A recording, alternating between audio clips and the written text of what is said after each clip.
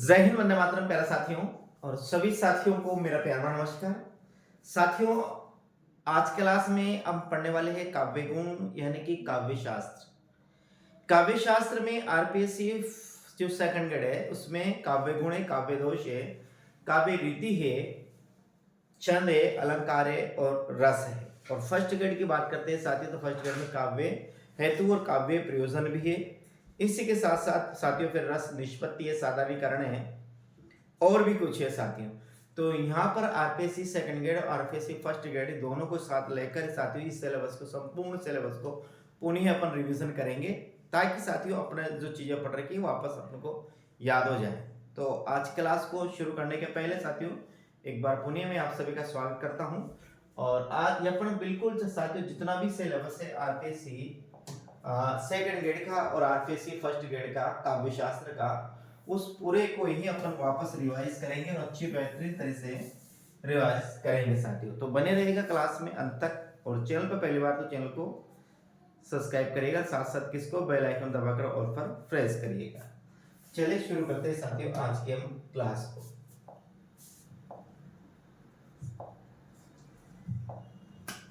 देखिए अपनी क्लास यहाँ शुरू होती है। काव्य की आत्मा रस को माना जाता है। किसको? काव्य की आत्मा रस को माना जाता है। और काव्य की आत्मा के संबंध में विद्वानों में मतभेद पाया जाता है कि काव्य की आत्मा किसे माना जाए। लेकिन सर्वमान्य मत अनुसार यदि कि देखा जाए तो काव्य की आत्मा किसको माना जाता है? रस को माना जाता है साथियों। देखिए अपनी पहली जो लाइन है, काव्य की आत्मा रस को माना जाता है और रस के उत्कर्ष साथियों ने क्या है?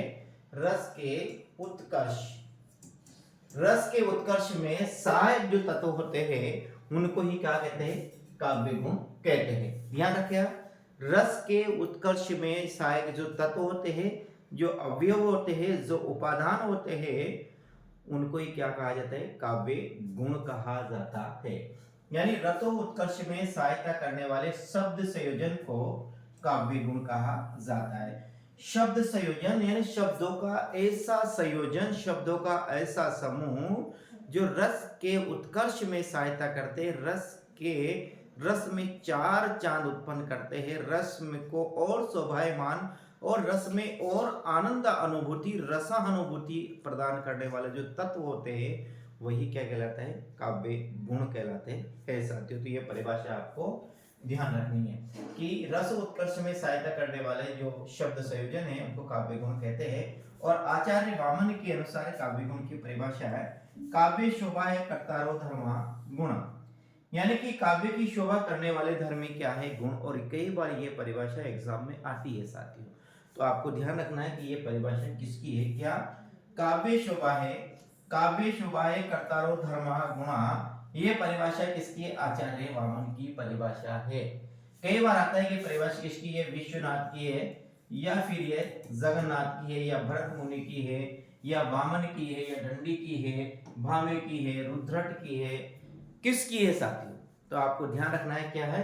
काव्य शोभा है कर्तारो धर्मा गुणा, जो परिभाषा है यह आचार्य वामन की परिभाषा है। ये परिभाषा क्या कहती है कि काव्य की शोभा करने वाले धर्मी क्या कहलाते हैं? गुण कहलाते हैं। काव्य गुणों का सर्वप्रथम उल्लेख अग्नि पुराण में मिलता है, ये भी आपको ध्यान में रखना है। कई बार एग्जाम में पूछ लिया जाता है कि काव्य गुणों का सर्वप्रथम उल्लेख कहाँ मिलता है। तो काव्य गुणों का जो सर्वप्रथम उल्लेख मिलता है साथियों, वो मिलता है अग्नि पुराण में। आपको याद रखना है, काव्य गुणों का सर्वप्रथम जो उल्लेख मिलता है वो अग्नि पुराण में मिलता है। और अग्नि पुराण में काव्य गुणों की संख्या 18 मानी गई है। कितनी मानी गई? 18। इसके बाद दो और अपने पास काव्य शास्त्र आता है, दंडी आता है साथियों। दंडी ने भी काव्य गुणों की संख्या 10 मानी है। कितने? देखिएगा यहाँ पर बात करते हैं, सर्वप्रथम हमें काव्य गुणों का उल्लेख मिलता है, कहाँ मिलता है? अग्नि पुराण मिलता है। अग्नि पुराण में काव्य गुणों की संख्या कितनी मानी? 18। ऐसे आपको 18 याद रखनी है, इस प्रकार रखेंगे तो आपको याद हो जाए। अग्नि पुराण में काव्य गुणों की संख्या कितनी मानी है? 18 मानी गई है। आचार्य एक नाता है भरत मुनि, रेखाते दंडी, इनने काव्य गुणों की संख्या कितनी मानी? 10 मानी। काव्य शास्त्र के जनक आचार्य भरत मुनि माना जाते हैं, जिनका प्रसिद्ध ग्रंथ है नाट्य शास्त्र। क्या? नाट्य शास्त्र को पहला काव्य शास्त्रीय ग्रंथ माना जाता है। तो आपको याद रखना है, देखिए सबसे पहले काव्य गुणों की संख्या कहां पर हमें प्राप्त होगी, अग्नि पुराण में प्राप्त होती है। और ऐसे आपको याद रखना है कि अग्नि पुराण में काव्य गुणों की संख्या कितनी है, 18 है। इसके बाद साथ में एक भरत मुनि है, एक आता है दंडी। देखिए यहाँ पर 18 की अपन बात करते हैं तो अपना क्या आता है, अग्नि पुराण आता है। 10 की बात करते तो दे से आपको एक तो याद रखना है दंडी, और एक याद रखना है आपको भरत मुनि। ये दो चीजें आपको ध्यान रखनी है। अग्नि 18 से अग्नि पुराण, 10 से दंडी और भरत मुनि। इसके बाद यदि वर्तमान समय में अपन काव्य गुणों की अपन बात करेंगे तो वर्तमान समय में काव्य गुणों की संख्या कितनी मानी गई है, 3 मानी गई है। कौन कौन से, ओज, प्रसाद और माधुर्य। अब यहां पर प्रश्न ये उठता है मेरे साथियों कि अपने गुणों की परिभाषा भी याद है, कहां पर कैसा गुण होता है ये भी अपने याद है। लेकिन कभी कभी एग्जाम में ऐसी पंक्तियां पूछ ली जाती है जो आपने ना तो कभी देखी, ना कभी सुनी, ना कभी पढ़ा है उनको अपन।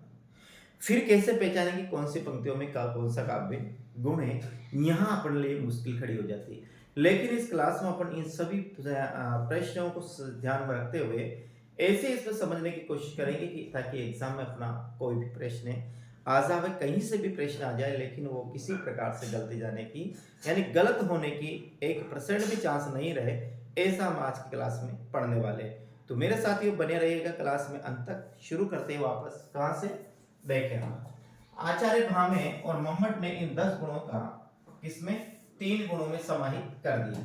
अब देखिए 18 से तो अपने क्या याद रखें, अग्नि पुराण रखेंगे, 10 से याद रखें दंडी, और एक क्या रखेंगे साथियों, भरत मुनि। हाँ, और 3 से अपने याद रखेंगे क्या, एक तो भामे हैं और एक है साथियों मम्मट। ये आपको याद रखना है। 18 किसने माने, 10 किसने माने, और 3 गुणों में 18 और 10 जितने भी इनको 3 गुणों में किसने समाहित कर दिया, ये आपको ध्यान में रखना है। अब यहाँ पर आगे हम बात करते हैं वर्तमान में काव्य गुणों की संख्या कितनी मानी गई, और 3 मानी गई है। कितनी मानी गई आपको ध्यान रखना है, वर्तमान में काव्य गुणों की संख्या 3 मानी गई है। एक अपने साथ आता है ओज आता है, एक माधुर्य आता है, एक आता है प्रसाद। साथी एक ओज आता है, एक माधुर्य आता है, एक प्रसाद आता है। देखिए यहां पर तीनों गुणों की परिभाषा याद कर लेंगे तो भी अपना काम नहीं चलेगा। हमें ऐसी ट्रिक को अपनाना है जिससे काव्य पंक्तियां, कोई सी भी काव्य पंक्ति आ जाए हम उसमें निकाल सके कि कहां पर कौन सा काव्य गुण है साथियों। ठीक है, पहला अपना जो निकल कर सामने जो गुण आता है वो आता है साथियों ओज गुण। कौन सा आता है, आगे देखिए और भी है अपने पास। आचार्यों ने ओज को अग्नि के समान माना है, माधुर्य को जल के समान माना है, और प्रसाद को प्रकाश के समान माना है। यानी कि जो काव्य शास्त्री हुए हैं साथियों, उन काव्य शास्त्रियों ने ओज गुण की तुलना अग्नि से की गई है, माधुर्य गुण की तुलना साथियों उन्होंने जल से की गई है, और प्रसाद गुण की साथियों उन्होंने किससे की गई है, प्रकाश से की गई है। अब यहाँ पर अग्नि का मतलब क्या होता है, जल का मतलब क्या होता है, और प्रसाद का मतलब क्या होता है। देखिए ऐसी काव्य, ओज का मतलब होता है, अग्नि का मतलब होता है, अग्नि के पास जाने से हमें साथियों हमें ऊर्जा मिलती है साथियों। जो अपना अंदर का जो खून होता है साथियों, ये गर्म हो जाता है। गर्म होने का मतलब ये हमें कार्य करने के लिए तत्पर करता है, ये आवेश उत्पन्न करता है अग्नि अपने अंदर। और जल शीतलता प्रदान करता है, शांति प्रदान करता है, और प्रसाद प्रसन्नता प्रदान करता है। तो जहां पर अपने रगों में ऐसी काव्य पंक्तियां जहां पर अपन को साथियों रगों में जो खून है वो लावा बन जाता है, उबलना शुरू हो जाता है, वहां पर ओज गुण है। और जहां पर ऐसी काव्य पंक्तियां पढ़ते हैं जिनको सुनने से अपना जो चित्त है वो जल के समान एकदम शीतल हो जाए, जल के समान एकदम आनंदित हो जाए, वो माधुर्य गुण है। और जहां से हमें प्रशंसा का अनुभव होता है वो प्रसाद गुण है साथियों। इस प्रकार से इनको आप समझने की कोशिश करिएगा। देखिए अपन पहला जो अपना आता है वो आता है अपना ओज गुण। कौन सा आता है, ओज का शाब्दिक अर्थ होता है स्फूर्ति, तेज, प्रकाश और दीप्ति। क्या है साथियों, ओज का शाब्दिक अर्थ होता है स्फूर्ति कह सकते हैं, तेज कह सकते हैं, प्रकाश कह सकते हैं, और दीप्ति भी कह सकते हैं। अब देखिए ऐसी रचना जिसे पढ़कर या तो सुनकर, पठन या पाठन से, पढ़कर या सुनने से, पठन या पाठन से, ऐसी काव्य रचना जिसको पठन या पाठन से चित्त में स्फूर्ति, उत्साह, वीरता, आवेग व्याप्त हो जाए, ओज गुणमयी रचना कहलाती है। क्या? ऐसी काव्य रचना जिसको पठन अथवा पाठन से जो अपना चित्त है, अपना हृदय है, अपना अंतःकरण है, इस अंतःकरण में, इस हृदय में, इस मन में साथियों क्या है?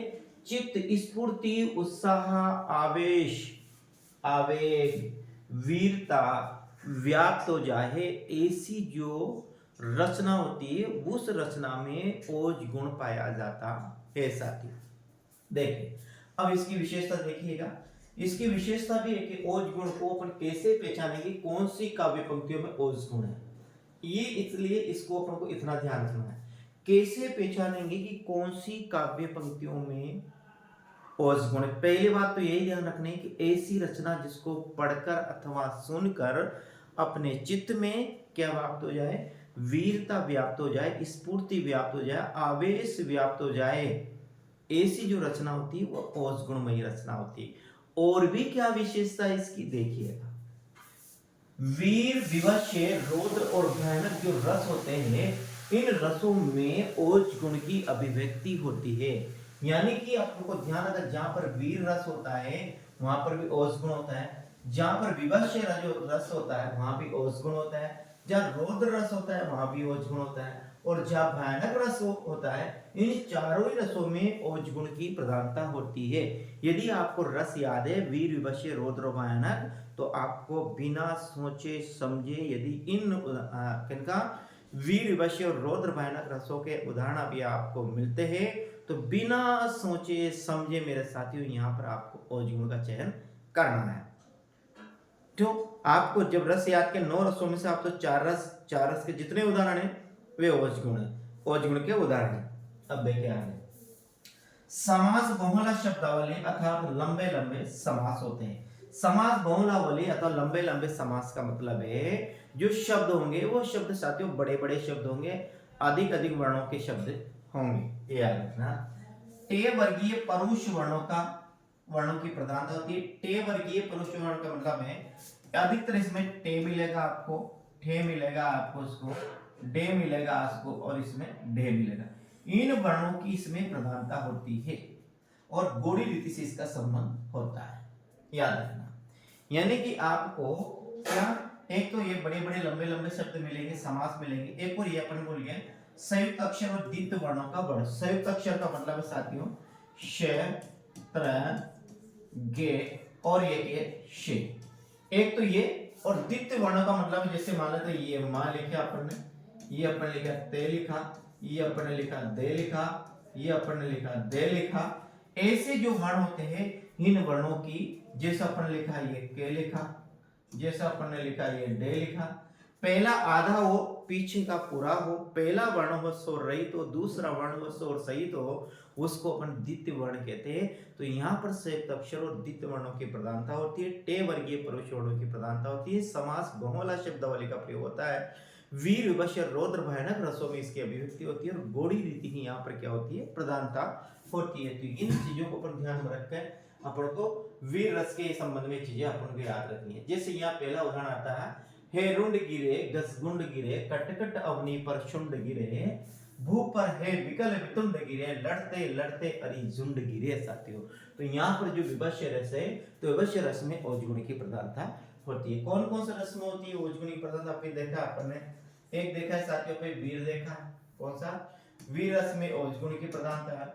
वीर के बाद विवश्य रस है, वीर विवश्य। एक देखा अपन रौद्र रस है और एक से क्या भयानक रस। इन रसों में किसकी प्रधानता होती? ओज गुण की। देख पाते हैं, हे रुंड गिरे गज झुंड गिरे, कट कट अवनी पर शुंड गिरे, भू पर हे विकल वितुंड गिरे, लड़ते लड़ते अरि झुंड गिरे। हे झुंड गिरे गज झुंड गिरे, यानी कभी घोड़ों के झुंड और कभी हाथियों के झुंड। जब युद्ध होता है साथियों, तो युद्ध भूमि में कौन कहाँ गिरता है ये कोई पता नहीं चलता। जब युद्ध भूमि में वीर घर से प्रस्थान करता है साथियों, तो वो ये पता नहीं कि वो आएगा नहीं आएगा। तो यहाँ पर युद्ध भूमि का वर्णन है, यहाँ विवश्य रस है साथियों, यानी हाथी घोड़ों को कट कट यहाँ पर शुंड गिरे हैं, यह घृणा उत्पन्न हो रही है विवश्य में। आगे देखिए अगला यहाँ, हिमाद्रि तुंग श्रृंग से प्रबुद्ध शुद्ध भारती, स्वयं प्रभा समुज्जला स्वतंत्रता पुकारती, अमृते वीर पुत्र हो, दृढ़ प्रतिज्ञ सोच लो, प्रशांत पुण्य पथ पर बढ़े चलो, बढ़े चलो, बढ़े चलो। यहाँ भी क्या है, यहाँ भी ओज गुण है। एक बार बोले देखिए, हिमाद्री तुम श्रृंग से प्रबुद्ध शुद्ध भारती, स्वयं प्रभा समुज्जला स्वतंत्रता पुकारती, अमृतीय वीर पुत्र हो, दृढ़ प्रतिज्ञ सोच लो, प्रशांत पुण्य पथ पर बढ़े चलो, बढ़े चलो साथियों। यहाँ भी क्या है, ओज गुण है। अगला है रामधारी सिंह दिनकर का प्रसिद्ध पंक्ति है साथियों, समा शोभती उस भुजंग को जिसके पास गरल हो, उसको क्या जो दंतहीन विषहीन विनित सरल हो। रामधारी सिंह दिनकर ने जब कुरुक्षेत्र लिखा तो कुरुक्षेत्र की प्रसिद्ध काव्य पंक्तियां है कि क्षमा शोभती उस भुजंग को जिसके पास गरल हो, उसको क्या जो दंतहीन विषहीन विनित सरल हो। तो यहां पर भी क्या है, ओज गुण की प्रधानता है साथियों। ये 3 उदाहरण मैंने बताया, और उदाहरण जो आपके पास है आपको उन्हें भी याद करना है। अगला जो अपना आता है साथियों, वो आता है अपना माधुर्य गुण आता है। कौन सा आता है साथियों, अगला जो अपना गुण आता है वो माधुर्य गुण आता है। अब माधुर्य गुण के बारे में पढ़ते हैं, देखिएगा। दूसरा अपना माधुर्य। माधुर्य का अर्थ होता है मधुरता या मिठास। क्या होता है, ध्यान रखना, माधुर्य का अर्थ होता है साथियों मधुरता या मिठास। ऐसी रचना जिसको पढ़ते ही चित्त द्रवीभूत हो जाए, हृदय में मधुरता व्याप्त हो जाए, माधुर्य गुणमयी रचना कहलाती है। यानी कि ऐसी काव्य रचना जिसको पढ़ते ही चित्त यानी कि अपने हृदय में मधुरता व्याप्त हो जाए, हृदय अपना पिघल जाए, वहां माधुर्य गुण होता है। वीर रस ओज गुण में क्या होता है, मन में चित्त में आवेग उत्पन्न होता है, आवेश उत्पन्न होता है, स्फूर्ति उत्पन्न होती है, उत्साह उत्पन्न होता है, और यहाँ पर क्या है, मधुरता उत्पन्न होती है, हृदय पिघल जाता है, द्रवीभूत हो जाता है, आनंद से भाव विभोर हो जाता है। वह जो रचना है वो माधुर्य गुणमयी रचना कहलाती है। आपको ध्यान रखना है। देखिए यहाँ पर क्या विशेषता है, देखिए पहले तो टे वर्गीय परोक्ष वर्णों का क्या होता है, अभाव होता है। यानी कि जो माधुर्य गुण होता है वहां पर टे वर्ग के जो वर्ण है वो नहीं आएंगे, और जहां पर टे वर्ग के आते हैं वो तो कहलाता है ओज, और जहां टे वर्ग नहीं आएगा वो कौन कहलाता है, वो कहलाता है माधुर्य। तो माधुर्य गुण की पहली पहचान रखना है कि जिन काव्य पंक्तियों में आपको एक तो टेने मिलता है, एक ठेने मिलता है, एक डेने मिलता है, एक डेढ़ अक्षर वाला ये नहीं मिलेंगे, वहां पर क्या रहेगा, माधुर्य गुण रहेगा। और जहां पर ये मिलेंगे वहां क्या रहेगा, ओज गुण रहेगा। ये आपको ध्यान में रखना है। अगला संयुक्त अक्षर और द्वितीय वर्णों का क्या रहेगा, अभाव। और जहां पर संयुक्त अक्षर और द्वितीय वर्णों रहेंगे वह क्या रहेगा, वो ओज गुण रहेगा। और जहां पर ये नहीं रहेंगे वहां क्या रहेगा, माधुर्य गुण रहेगा। ये भी आपको ध्यान में रखना है। एक और इनमें सामाजिक पदावली की क्या होती है, न्यूनता होती है, और ओज गुण में सामाजिक पदावली क्या होती है, बहुलता होती है। ये भी आपको ध्यान में रखना है साथियों। कोमल रसों की अभिव्यक्ति होती है, शांत और श्रृंगार रस की इसमें अभिव्यक्ति है, और वहां पर वीर वश्य रौद्र भयानक रसों की अभिव्यक्ति होती है ओज गुण में, अन्य कोमल रसों की अभिव्यक्ति होती है। एक तो शांत और श्रृंगार। ये शांत साथियों कभी कभी यहाँ पर प्रसाद गुण भी आ जाता है, लेकिन आपको श्रृंगार रस में आपको याद रखना है, श्रृंगार रस में हमेशा 100% साथियों कौन सा रहेगा, माधुर्य गुण रहेगा। ये आपको ध्यान में रखना है। आगे और क्या बता रहा है, आगे देखिए, हर देखिए रागात्मक भाव, लोक गीत आते हैं उसमें, फाग गीत आते हैं उसमें, मल्हार गीत आते हैं, ये सब साथियों क्या यहाँ पर होते हैं, क्या है, माधुर्य गुण। हर देखिए रागात्मक भाव, हृदय में जो प्रेम उत्पन्न करते हैं, ऐसे भाव कहीं भी आपको सुनाई देते हैं साथियों, तो वहां पर आपको क्या करना है, माधुर्य गुण का चयन करना है, ये आपको ध्यान में रखना है। आगे हम बात करते हैं। देखिए उदाहरण है, बतरस लालच लाल की चाबी धरी लुकाई, सोह करे भोनी हसे देर कहीं नटी जाए। बसरत लालच लाल की मुरली धरी लुकाई, सोहनी करे भोनी हसे देन कह नटी जाए। ये माधुर्य गुण की प्रसिद्ध पंक्तियां है। ये आप भी लिखा है कि जहां पर भी आपने कोचिंग वालों से आपने कोचिंग की, क्या, बसरत लालच लाल की, बसरत लालच लाल की मुरली धरी लुकाई, सोह करे बहुनी से देन कहे नटी जाए। अगला उदाहरण है, पगली हाँ संभाल ले, कैसे छूट गया तेरा आंचल, देख बिखरती है मणिराजी, अरे उठा बेसुध चंचल। देखिए, पगली हाँ संभाल ले, कैसे छूट गया तेरा आंचल, देख बिखेरती है मणिराजी, अरे उठा बेसुध अंचल। साथियों, यहाँ पर भी क्या माधुर्य गुण है। अगला है, कंकण किंकणी नुपुर धुनि सुनी, कहत लखन सन हृदय राम हृदय गुनी, मानहु मदन दुंदुभी, या दुंदुभी है साथियों दीन ही, मनसा विकल विजय कह कीनी। यहाँ पर भी क्या है, देखो, कंकण किंकणी नुपुर धुनि सुनी, कहत लखन सन राम हृदय गुनी, मानहु मदन, मदन है कामदेव, दुंदुभी दीनी, मनसा विश्व विजय कहे कीनी। तो यहाँ पर भी क्या है, यहाँ पर माधुर्य गुण है साथियों। अगला जो अपना आएगा, अपना आता है साथियों प्रसाद। प्रसाद का शाब्दिक अर्थ होता है प्रसन्नता, यानी ऐसी काव्य रचना जिसको पढ़ने अथवा सुनने से मन में प्रसन्नता व्याप्त हो जाए तो वह प्रसाद गुणमयी रचना कहलाती। देखिएगा, दंडी के अनुसार, दंडी ने प्रसाद गुण की परिभाषा लिखी है, जिसके चित्त में उदय होते ही तुरंत अर्थ ग्रहण हो जाए, होते ही क्या हो जाए, अर्थ ग्रहण हो जाए, वो कहलाती है प्रसाद गुणमयी रचना। कहने का मतलब ये है, ऐसी काव्य रचना जिसको पढ़कर और सुनकर उसका अर्थ अपने को तुरंत समझ में आ जाए तो वह प्रसाद गुणमयी रचना कहलाती है। यदि उसका अर्थ तुरंत समझ में नहीं आ रहा है तो आपको समझ लेना है या तो उसमें कौन सा माधुर्य गुण है या उसमें कौन सा ओज गुण है। ओज गुण को केवल आपको याद रखना है, वीर वश्य रौद्र भयानक रस की जब पंक्तियां होती है वहां क्या होता है, और क्या होता है, माधुर्य गुण होता है। और जहां पर हृदय के रागात्मक भाव होते हैं, रति से प्रेम से संबंधित जो भाव होते हैं, स्नेह से संबंधित जो भाव होते हैं, वो क्या कहलाता, वहां क्या होता है, माधुर्य गुण होता है। आपको ध्यान रखना है। प्रसाद गुण को गुणों का राजा भी कहा जाता है, ये भी याद रखना। जैसे रसों का राजा किसे कहा जाता है साथियों, रसों का राजा श्रृंगार रस को कहा जाता है, वैसे साथियों गुणों का राजा प्रसाद गुण को कहा जाता है। कि गुणों का राजा किसे, गुणों का राजा प्रसाद को कहा जाता है। जिस प्रकार रसों का राजा श्रृंगार रस को कहा जाता है, उसी प्रकार गुणों का राजा प्रसाद गुण को कहा जाता है। आपको ये ध्यान में रखना है। आगे बात करते हैं। प्रसाद गुण अधिकतर क्या होता है, भक्ति, नीति, प्रार्थना, लोकोक्ति, उपदेश, ईश्वर विषय पदों में प्रसाद गुण की प्रधानता होती है। आपको ये रखना है क्या, भक्ति से संबंधित कोई भी पद हो, यानी कि अपने आपने स्कूल में जितनी भी प्रार्थना गाई, जितनी भी प्रार्थना तुम सुनते हो, वो सब भक्ति से संबंधित, तो सब में क्या प्रसाद गुण है। भक्ति, नीति से संबंधित जितने भी दोहे हो, जैसे बड़ा बया कबीर के जितने भी दोहे है, रहीम के जितने भी दोहे, किनसे, नीति से संबंधित जितने भी दोहे, उन सब दोहों में क्या है, प्रसाद गुण है। प्रार्थना में प्रसाद गुण है। लोकोक्ति, जो लोकोक्ति आती है अपने मुहावरे और लोकोक्ति, जितनी भी लोकोक्ति है संसार में, सब लोकोक्तियों में क्या है, प्रसाद गुण है।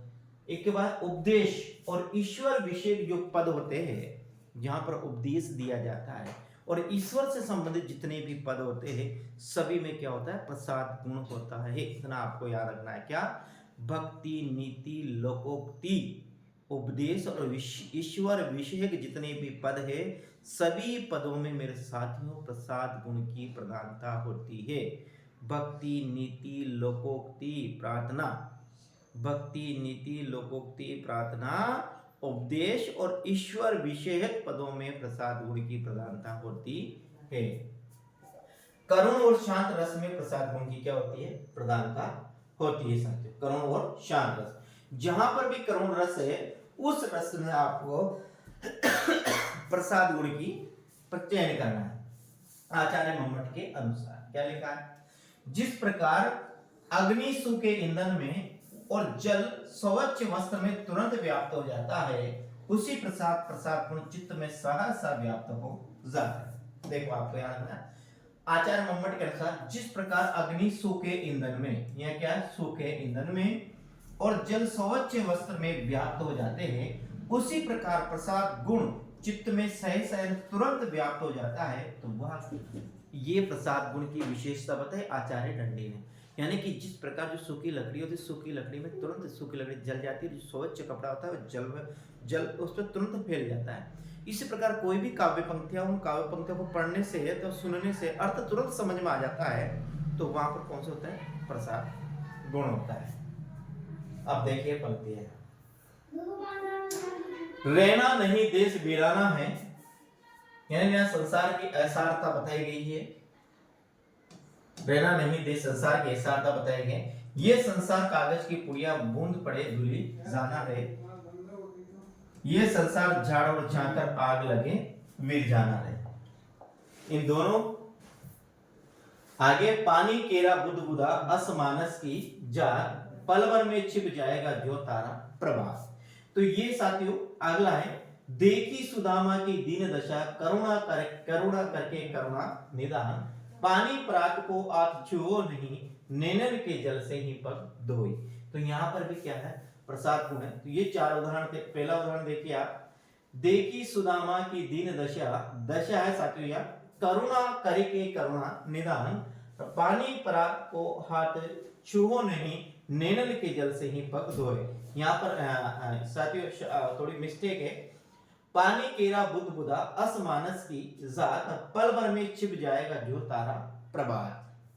अगला है, ये संसार कागज की पुड़िया बूंद पड़े धुल जाना रहे, ये संसार झाड़ और झांकर रहे, आग लगे वीर जाना रहे, और रहना नहीं ये देश वीराना रहे। तो ये जितने भी अपन ने काव्य पंक्तियां देखी है, तो कौन सी काव्य पंक्ति में कौन सा काव्य गुण है, सीधी सी बात, इन काव्य पंक्तियों को आपका ध्यान रखना। यदि ये काव्य पंक्ति एग्जाम में आती है तो इसमें आपको इस रस का, इस गुण का चयन करना है। और आपको वो ध्यान रखना है कि वीर विवश रौद्र भयानक रसों में ओज गुण की प्रधानता होती है। तो लोकोक्ति, इसके बाद माधुर्य गुण कहाँ होता है, माधुर्य गुण में आपको हृदय के रागात्मक भाव होते हैं, मल्हार गीत होते हैं, लोकगीत होते हैं, जहां पर ये आपको ऐसे मिलते हैं जहां पर हृदय में रागात्मक भाव का, जहां पर हृदय में प्रेम उत्पन्न हो जाता है, ऐसी कोई काव्य पंक्तियां होती है जिसे कहत नटत रिजत खिजत मिलत लजियात बड़े बहन में नैनन सोही करे बात है साथी। तो ये इसी काव्य पंक्तियां में भी क्या है, यहाँ भी माधुर्य गुण है। और प्रसाद गुण को आपको ध्यान रखना है, क्या, भक्ति, नीति, लोकोक्ति, प्रार्थना, उपदेश और ईश्वर विषेक पद। भक्ति, नीति, लोकोक्ति, ईश्वर विषेक पद, उपदेश और प्रार्थना, जहां पर भी ये काव्य पंक्तियां मिलती है वहां पर आपको प्रसाद गुण का चयन करना है। वीर विवश रौद्र भयानक रस में आपको कौन सा है याद रखना है, ओज है। और भक्ति, नीति, लोकोक्ति, प्रार्थना, उपदेश और ईश्वर पद में आपको प्रसाद गुण चयन करना। बचा कौन सा, माधुर्य गुण। तो आपको समझना है, यदि आप इसको अच्छी तरह से पढ़ेंगे तो आपको साथियों बिल्कुल ये चुटकी मौजूद है, कोई भी काव्य पंक्ति पूछेगा आपको कभी भी ये नहीं बोल पाएंगे। और एक और ध्यान रखना, इस गुणों से आपको रीतियां भी आपको याद करनी है साथियों। ठीक मेरे साथियों, कल फिर मिलते हैं अगली क्लास में। राम राम, जय हिंद। चैनल को तो आपने सब्सक्राइब कर लिया होगा, नहीं किया साथियों तो आप जरूर चैनल को सब्सक्राइब कर लीजिए। ठीक है मेरे साथियों, मिलते हैं अगली क्लास में। राम राम।